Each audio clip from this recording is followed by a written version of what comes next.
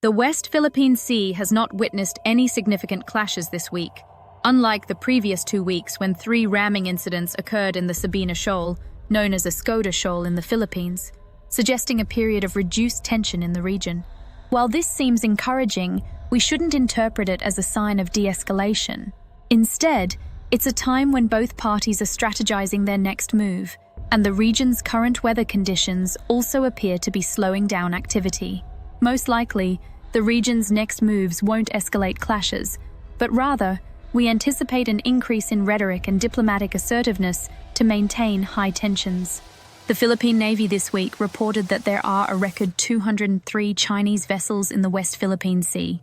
This count by the Philippines includes Chinese Coast Guard, People's Liberation Army Navy, and maritime militia ships, and this in itself is concerning. The Chinese are using their numerical superiority in ships to crowd out and overwhelm the Philippine government resources in the West Philippine Sea. According to reports, 70 ships are in or near the Sabina Shoal, posing a threat to any resupply mission to the Philippine Coast Guard ship, the BRP Teresa Magbanua, which is currently on an extended deployment to the shoal. This week, the Chinese state-run media published an article claiming that China is considering towing away the grounded BRP Sierra Madre, which they claim is now a decommissioned ship. This seemingly minor statement has significant meaning in dictating how the Chinese may act in regard to the Sierra Madre. In 1999, the Philippines intentionally grounded the Sierra Madre at the Second Thomas Shoal to assert their sovereignty over the encroaching Chinese. Since then, the ship has remained a commissioned naval vessel with a constant marine presence on board. The Sierra Madre is still a manned and commissioned ship in the Philippine Navy. The Chinese claim that the Sierra Madre is a decommissioned ship, and this difference in opinion holds significant importance in international law. A commissioned ship has these internationally recognized rights. 1. Is the exclusive jurisdiction of the flag that is being flown, and those countries' laws apply on board. 2. Has sovereign immunity and is immune from arrest, search, and inspection, and immune from any assertions of jurisdiction by another state. 3. There is freedom of passage in territorial waters and transit rights in international waters. When the Chinese refer to it as a decommissioned ship, they are indicating that they do not acknowledge the Philippines' exclusive jurisdiction over the Sierra Madre, nor do they recognize the Philippines' sovereign immunity over the vessel. This implies that the ship is open to search and inspection, and the crew may face arrest. If the crew is arrested, the ship could be deemed abandoned, allowing China to salvage and tow it away.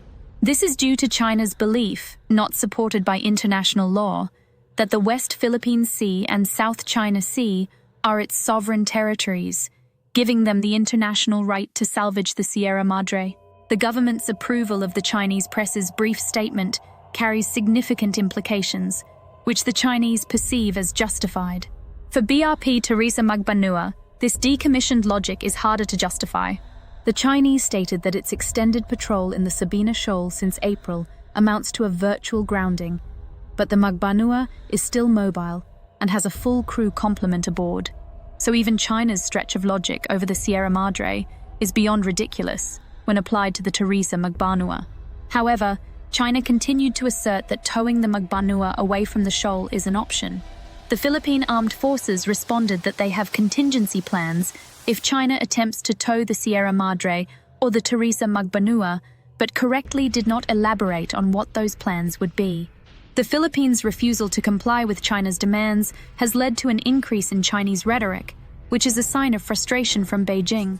The Chinese's cold and rude reception of President Ferdinand Marcos Jr. during his visit to Beijing to meet with Chinese leaders in 2023 only intensified this frustration. After that meeting, President Marcos launched the Transparency Initiative to expose China's illegal and excessive use of force in the Philippine Exclusive Economic Zone. The world's clear awareness and widespread condemnation of China's actions and claims was the desired outcome. This has motivated countries to rally around the Philippine cause, hastened the formation of fragmented security agreements and alliances, and prompted regional countries, led by the Philippines, to modernize their forces. This has also led to the Philippines participating in more international exercises in the region to work with sympathetic allies and to increase its readiness and interoperability with allies. The Transparency Initiative did catch China and the US off guard.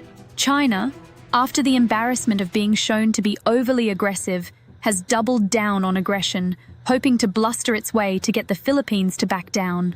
In a counter-response, the Philippines not only maintained the Transparency Initiative, but also reminded China of its defense alliance with the United States, which has been in effect since 1951. This alliance serves as a warning to China that its actions against the Philippines are limited and could potentially lead to a confrontation with the United States. In its disputes with China, the Philippines has depended on its own resources, but this has come at a cost, as China's water cannon assaults and ramming incidents are causing damage to an increasing number of its more capable Coast Guard and Bureau of Fishery ships.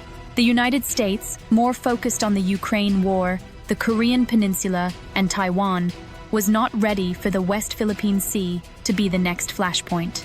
In March 2024, the US publicly outlined the scenarios that could potentially necessitate a treaty response.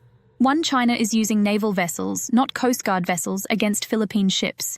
2. China directly attacking and killing Philippine forces. 3.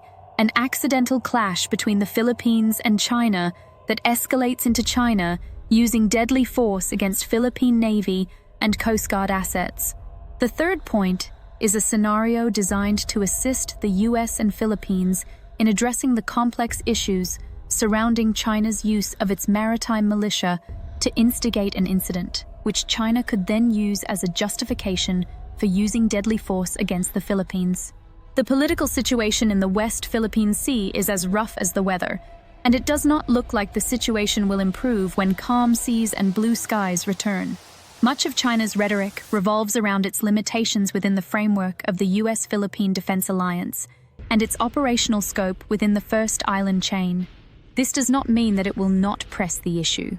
This strategy likely aims to exert significant and continuous pressure on the Philippine government and society, causing them to either become weary of the ongoing escalation cycle or yield and adopt a conciliatory policy with China. However, a conciliatory policy with China requires the Philippines to uncompromisingly comply with all of China's demands, as well as any subsequent demands. This is an outcome that does not seem likely,